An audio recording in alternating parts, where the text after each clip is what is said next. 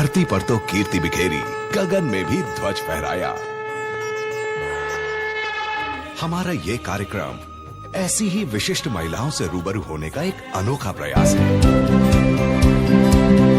हम नारी के शरीर को ना दें, उसमें आत्मदर्शन, नारीत्व दर्शन करें।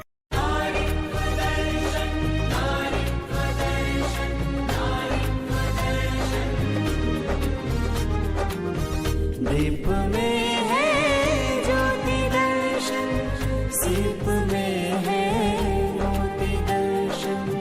दीप में है ज्योति दर्शन, सीप में है मोती दर्शन। नमस्कार, exotic web media digital channel world wide presents विश्व महिला दिन अंतर्गत एक मुलाकात आत्मनिर्भर नारी के साथ। और आज हमारे साथ है सूरत की जानी मानी नाट्य दिग्दर्शक और नाट्य लेखक सोनल वैद्य कुलकर्णी जी हमारे साथ है। सोनल जी, बहुत बहुत आपका स्वागत करती हूँ और सबसे पहले विश्व महिला दिन की आपको बहुत बहुत शुभकामनाएं डी खुशालबाई ज्वेलर्स और एक्सोटिक परिवार की ओर से। Thank you so much, thank you. Sonal वैद्य जी से हम बात करेंगे एक मुलाकात आत्मनिर्भर नारी के साथ में। हमारे शो में आज जो हमारे साथ उपस्थित है सब बहुत ही जानी मानी हस्ती है, बहुत लोग उनको जानते हैं, ऐसा नहीं है कि उनको कोई नहीं जानता है। लेकिन आज जो हम बात करने वाले हैं उनकी लाइफ जर्नी के बारे में हम बात करेंगे, क्योंकि सोनल जी जिस तरह से एक नाट्य क्षेत्र में तो है ही, साथ में उन्होंने एजुकेशन फील्ड में भी वो आगे है। तो जिस तरह से कहा जाए कि पेज और स्टेज को दोनों को मिला के एक ब्रिज बनाया है उन्होंने, और वो भी कैसे ऐसे हुआ वो भी हम जानने की कोशिश करेंगे। तो सोनल जी, आपका स्वागत है फिर से, और आप बताएंगे हमें कि किस तरह से आप नाट्य फिल्म में जुड़ी। Thank you very much. वैसे ये गोल्डन फ्लावर को देखकर मुझे बहुत हसीन स्टोरी याद आई। जी जी जी। And the story is about the एक ब्यूटी एंड द बीस्ट। उसमें ऐसा ही एक गोल्डन रोज़ है जो उसका बाप अपने बेटी के लिए ले जाने वाला था, और वहाँ वो बोलता है कि ये आपको नहीं मिलेगा, अभी उस लड़की को यहाँ लेके आओ। और वो उनको कैद करती है, बाप को छोड़ देता है और लड़की को कैद करता है। एकदम भयंकर दिखाता। और आप जिस तरीके से मुझे ये गोल्डन रोज़ दिया है, नाम भी मेरा सोनल है। सोना नहीं है मेरे पास। मैंने कभी भी एक तोला सोना अपने लिए खरीदा नहीं है। मैं खुद 80 किलो की सोनल सोना हूँ, और मैंने उसमें से सिर्फ और सिर्फ नाटक किए हैं। ऐसा एक नाता है ये सोने का। और इसीलिए ये जो ब्यूटी है वो ब्यूटी अंदर की ब्यूटी है, बाहर की स्थूल ब्यूटी की बात नहीं है। तो आपने जिस तरीके से मुझे ये लिया, मुझे वो स्टोरी याद आ गई, and I feel as beautiful as that story girl. Thank you so much, thank you so much for this. जी जी जी जी। तो जिस तरह से सोनल जी यहाँ पे आज है हमारे शो में, वो बहुत ही बड़े नामांकित ज्योति भाई वैद्य जो थे उनकी बेटी है, और वो भी इतने एक्टिव थे, उसी तरह उनकी बेटी भी आज उतनी ही एक्टिव है। आज इस उम्र में भी वो बहुत कुछ कर रही है।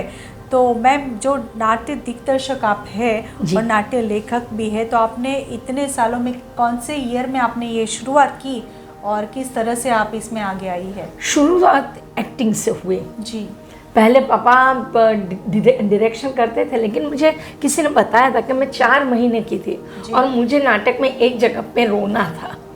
तो वो पता नहीं किस तरीके से मैनेज किया था, लेकिन जहाँ रोना था वही रोई, और जहाँ रोना बंद करना था वो बंद कर दिया, और इसीलिए क्लैप्स मिला। बोला कोई चिमटा विमटा देते थे, बोला कि नहीं, मेरी मम्मी एक्टिंग करती, बोला नहीं, मैं कभी भी मेरी बच्ची को ऐसा सताती नहीं हूँ। तो वो एक्टिंग इस तरीके से आई। स्कूल में मुझे कोई एक्टिंग में लेता नहीं था, नाटक में, पता नहीं क्यों। और डांसिंग में लिया, और तभी मुझे चिकन पॉक्स हुआ था। तो मुझे निकाल दिया गया और मैं बहुत दुखी हुई। पापा को बोला, पापा मुझे कोई लेता नहीं, मुझे नाटक करना है। सही में नाटक करना है? हाँ पापा मुझे करना है। और फिर उन्होंने मुझे एक नाटक में रखा, एकलो जाने रे। ये प्ले था एक एनिमी ऑफ द पीपल ये प्ले, और उसमें उन्होंने डबल रोल्स, उस टाइम पे दो कलियां करके फिल्म आई थी, उस कैरेक्टर से इंस्पायर होके दो ब्रदर्स हैं जो बहुत ही एक बहुत आइडियालिस्टिक है, और एक एकदम चालू किस्म का भाई है, एकदम बिजनेसमैन, जहाँ फ़ायदा है वहीं हम हैं ऐसा मानने का, और एक आदर्शवादी है। तो दोनों के बच्चे, दोनों की बच्चियां हैं एक, और उनके दोनों बच्चे के रोल मैंने किए थे, इस तरीके से लिखा। और मुझे पहली बार उसमें बेस्ट बाढ़ कलाकार, उसमें मुझे प्राइज़ मिला था। देखने वाली बात यह है, 25 साल के बाद जब ये कंपटीशन हुई तो मेरे बेटे को बेस्ट चाइल्ड कैरेक्टर का रोल उसी कंपटीशन में मिला था। ये सब कुछ मैं कर सकी बिकॉज ऑफ माई फादर, मेरे पिताजी। मेरे पिताजी ने हमेशा मुझे इतना इंस्पायर पढ़ाया है, शेक्सपियर मुझे पढ़ाया है। मुझे पता है मेरा बेटा जब आया था छोटा तो उसको गोदी में लेकर, देख बेटा, कुछ नहीं करता था तब तो, फिर भी उसको सुनाते थे शेक्सपियर की स्टोरीज। शायद मुझे भी इसी तरीके से झूले पे झूलते झूलते, और ओल्ड फिल्म सॉन्ग्स उनके सब, और इतनी अच्छी बॉन्डिंग मेरे पापा और मेरी थी, और उनके नाटकों में मैं ही काम करती थी। फिर ऐसा हुआ कि मेरे मेरे गुरुजी है कपिल देव शुक्ल, मैं पापा के साथ करती, पापा के साथ इतनी इन्वॉल्व कि बिल्कुल पापा की डुप्लीकेट एक्टिंग करती रही।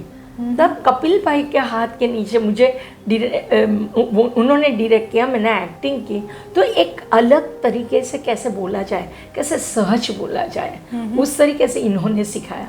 तो मैं हमेशा बोलती हूँ, वैसे मेरे दो गुरु हैं। पहले मेरे पिताजी, द मैन हुम I love even today the most, दो ही इज़ नो मोर, वे वो नहीं है, फिर भी अगर मेरी ज़िंदगी में कोई नंबर 1 आदमी होगा तो वो मेरे पिताजी, दूसरा मेरा बेटा, और मेरे हस्बैंड को मैं बोलती थी कि आप तीसरे नंबर पे हो जी। लेकिन वो इतना अच्छा इंसान था कि मैंने तय किया, इनके अच्छापन के आगे मैं तो कुछ भी नहीं थी, इतनी अच्छाई थी भरी भरी। जैसे कोई स्टोरी बुक में से सबूर की बात मेरी माँ कभी करती थी। पंखाड़ा घोड़ा पे एक घोड़ा है जिसको पाँख है सफ़ेद, वहाँ एक राजकुमार आता है और वो राजकुमारी को उठा के ले जाता है। बस इसी तरीके से मेरे हस्बैंड ने मुझे हमेशा इतना सपोर्ट दिया है कि मैंने तय किया कि मैं मेरी सरनेम दोनों रखूँगी, वैद्य और कुलकर्णी दोनों रखती जी इसके कारण। जी बहुत अच्छी बात है। मतलब आप आपके परिवार का भी नाम रोशन करना चाहती है और अपने ससुराल में जो आपका परिवार है उनका भी नाम रोशन करना चाहती है, इसीलिए आपने दोनों को साथ में रखते हुए, जैसे बोला जाए कि अगर कुछ भी करना है तो परिवार का सपोर्ट मोस्ट इम्पोर्टेंट है और बहुत ही ज़रूरी है। अगर परिवार का साथ नहीं होता है तो हम कुछ भी नहीं कर सकते हैं। तो इसीलिए सोनल जी भी जिस तरह से उन्होंने कहा कि सोनल वैद्य कुलकर्णी के नाम से ही वो अभी जानी जाती है, क्योंकि दोनों को बैलेंस करके वो चल रही है, इसीलिए टाइट रोप वॉकिंग। ऐसा जरा भी ऐसा वैसा हुआ तो नूम करके गिर गई।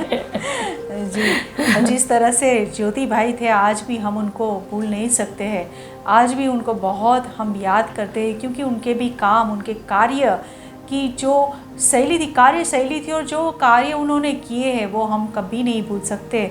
आज भी ये नाट्य क्षेत्र है उनमें उनको बहुत ही मान सम्मान मिलता है और दिया भी जाता है, क्योंकि एक वो भी लोगों को प्रोत्साहित इतना करते थे, इसीलिए उनको लोग याद रखते हैं और याद रखा है। आज मैं भी बहुत उनको याद करती हूँ। आज आप आए तो मुझे लग रहा है कि मेरे बाजू में आज ज्योति भाई ही बैठे हैं, क्योंकि मैंने जिस तरह से उनको जाना है, पहचाना है, मुझे पता है। तो सोनल जी बहुत अच्छा लगा आपसे बात करके। आपने आपकी जो लाइफ जर्नी, आपकी जो शुरुआत आपने की थी नाटक में आने की, आप जब 2 महीने की थी तभी से आप उसी में फील्ड में है, बट साथ साथ में आप एजुकेशन फील्ड में भी है, प्रोफेसर है आप इंग्लिश लिटरेचर की अमरोली कॉलेज में, और साथ में हेड ऑफ द डिपार्टमेंट भी है। तो वहाँ आप किस तरह से कार्य करती है और कितने साल से करती है आप? मैं करीबन 40 साल से प्रोफेसर की नौकरी कर रही जी। हूँ। कई बार मुझे लोग पूछते हैं कि अगर आपको प्रोफेसर ही बनना था तो नाट्य क्षेत्र का ही प्रोफेसर बनते तो। जी लेकिन मुझे बोलने दो जी। कि मुझे ये दोनों ही अलग अलग जूते, एक इंग्लिश लिटरेचर का और एक नाटक का, वो अलग ही जूते मेरे पैर को भा गए हैं। क्यों मैं बोलती हूँ, मुझे बोलने दीजिए ये बात, क्योंकि अगर मैं लिटरेचर नहीं पढ़ती तो मैं एक साधारण व्यक्ति बन जाती। जी मैं शेक्सपियर कभी नहीं पढ़ पाती, मैं मार्लो कभी नहीं पढ़ पाती, मैं मिल्टन कभी नहीं पढ़ती, मैं वर्जीनिया वुल्फ कभी नहीं पढ़ पाती। तो जो एजुकेशन ने मुझे गढ़ा था, जैसे मैं अगर एक ज़मीन हूँ तो जिस तरीके से मुझे बेला गया, इसके ऊपर जो चास पड़े, मेरी घड़तर में जो चास पड़े, वो इतना प्यार, इतना अच्छा, इतना डेप्थ वाला लिटरेचर मुझे मिला। और उसके सामने थिएटर जो मैंने किया वो अलग प्रकार का हुआ। जी। मैंने कभी भी नाटक का कोई भी थीम रिपीट नहीं किया है। मैंने पहला नाटक एक मुट्ठी धुम्मस करके मैंने किया था, जो बहुत सक्सेसफुल हुआ। उसमें मुझे एक औरत होने के ऊपर ऐसा लगा कि अगर हम दोनों दोस्त हैं तो एक औरत जो दोस्ती रखती है और जो पुरुष है वो जो दोस्ती रखेंगे उसमें अलग बात होगी। तो मेरा पीपिंग, मुझे देखना था दो मर्द अगर दोस्त है तो क्या फ़र्क होता है। तो वो नाटक मैंने किया ऑफ माइस एंड मैन, जहाँ एक इंसान बेचारा इतना भोला बच्चा है उसके दिल में, और वो इतना भोला पर इतना शक्तिमान कि अगर वो किसी को भी छुए तो वो ख़त्म हो जाए, इस तरीके से होता है। तो उसको बचाने के लिए उसका दोस्त था, उसका भाईबंद था, वो शक्तिशाली नहीं, पतला सा है, बंदूक रखता है, और उसको लगा कि एक औरत उसके पीछे पड़ी उसके शरीर के शोष्ठों को देखकर, और वो उसे अपनी सिल्क साड़ी देती है, और वो उसको पकड़ने के लिए, उसको औरत में रस नहीं है, वो सिल्क का जो साड़ी था ना उसकी माँ का ऐसा ही था, वो लेने के लिए जाता है, और उसी में उस औरत का खून हो जाता है, उसका गला ढप जाता है, वो साड़ी लिपटाती है तो गला में के अंदर फंस जाता है, वो मर जाती है। फिर भी उसको पता भी नहीं कि मर गई है। वो तो छोड़ो, उठो, साड़ी चाहिए, ले लिया, जाओ, तुम जाओ इधर से, मेरा दोस्त आएगा, गुस्से होगा, तुम चलिए, लेकिन वो मरी पड़ी है।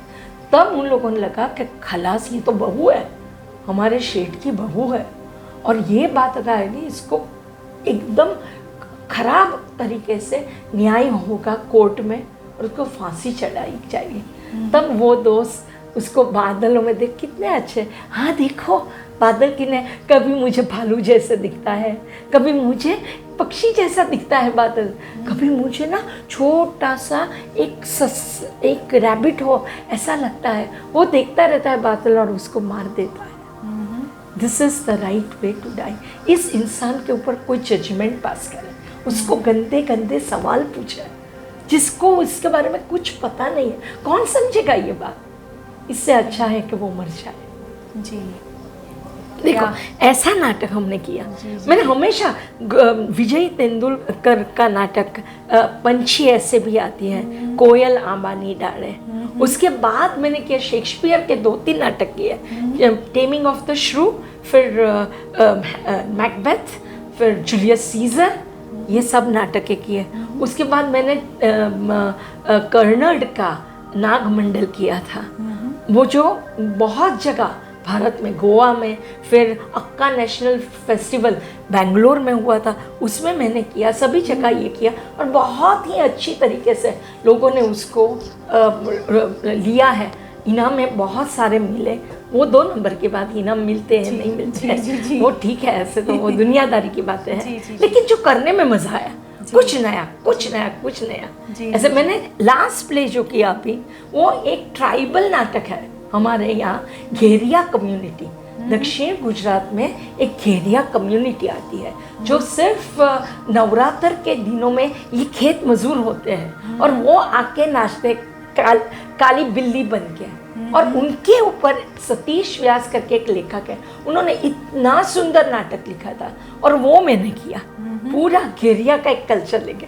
तो ये रेंज है from Shakespeare to Greek play to Girish Karnad, and I would like to do even घेरिया, ये घेरिया का नाटक भी मैंने किया था, वाह वाह, पहला आदिवासी क्या नाटक। बात है, तो इतनी मजा आई। अच्छा, एक बात मैं बोल के मेरी बात खत्म जी, करूंगी। जी, मैम, मैंने बताइए। जसमा ओडन, एक हथी जसमा ओडन, वो प्ले शांता गांधी का था जो भवाई में लिखा गया, लेकिन मैंने इस तरीके से किया कि सभी लोक फॉर्म्स, फोक फॉर्म्स इंडिया में जो भी मौजूद है, यक्षगान है, जात्रा है बंगाड़ी का, ये सब फॉर्म, फिर हमारा जात्रा में एकदम मेलोड्रामेटिक आता है। तो आप मानेंगे नहीं कि जसमा ओडन का जो मैंने इस तरीके से किया कि मेरा रंगला गुजराती है और उसकी रंगली मराठी है, और वो नौटंकी में चाहती है, तो वही वो टिंग टिंग टिंग टिंग ऐसा पल्लू करके आएगी और आ भी गई, मैं आ गई आलिमी, ऐसा करके वो बोलेगी।